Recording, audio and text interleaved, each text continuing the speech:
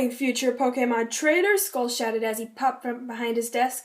Skull was a crazy guy, but popping from behind his desk was not a common move, even for him. I was just getting some materials for today's lesson, Skull continued. He placed a plastic box on the desk. Today we will be learning about a Pokemon trader's most important tool. Well, he pulled out a Pokeball from the box. The Pokeball. Because if you want to survive in this world, you gotta have some serious balls. Some of the students snickered. Stop snickering, Skull shouted. I was talking about these balls. Whatever, let's get started. This is a Pokeball, a rather unique instrument, able to take something as big as a whale lord and shrink it and store it in a tiny little ball only 4.5 inches in diameter. It has the ability to turn Pokemon into energy. So if you ever wonder what your Pokemon's doing in there, it's simply existing. But is energy? Is technology great or what? I know all of this already, Janelle moaned. Well, you're gonna know it again, Skull mouthed back. We're just about to get to the interesting part. He pulled out a second Pokeball. Just a regular Pokeball, right? Wrong! He shook the first Pokeball. Regular? Now look at this one. He gave the second Pokeball a shake and the top half flew off, hit the wall, and broke in two. Oops, Skull said. I was gonna say it was defective, but now it's broken.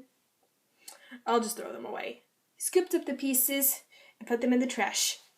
Meanwhile, Professor Hecox felt a disturbance.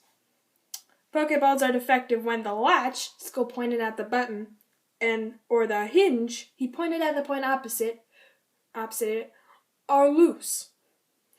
You see, when a Pokeball closes, it vacuum seals itself, and an energy containment field forms inside, preventing the energy from turning back into matter. If the latch is loose, it might unseal itself, the containment field vanishes, the energy converts back, and the Pokemon bursts out of the Pokeball, creating the well-known popping effect. Really, Janelle said as she stood up.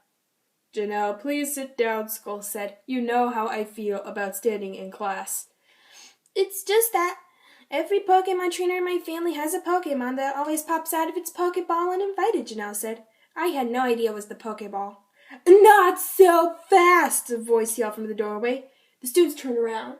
It was Professor Hecox. Professor H, Skull said, what are you doing here? I felt a disturbance, Professor Hecox said, almost as if a Pokeball was being broken. It did. The top flew off and broke in two. Where is it? I threw it away. Threw it away? Hecox stormed up to Skull's desk. I told everyone if you have any Pokeballs, put them in the Pokeball recycling bin.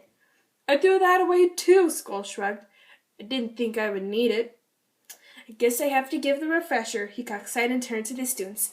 Hello, everyone. My name is Professor Ian Hecox, and I am a member of PAMP, or People Against the Mistreatment of Pokeballs, which advocates the proper care of Pokeballs and the manufacturing of Pokeballs from post-consumer materials.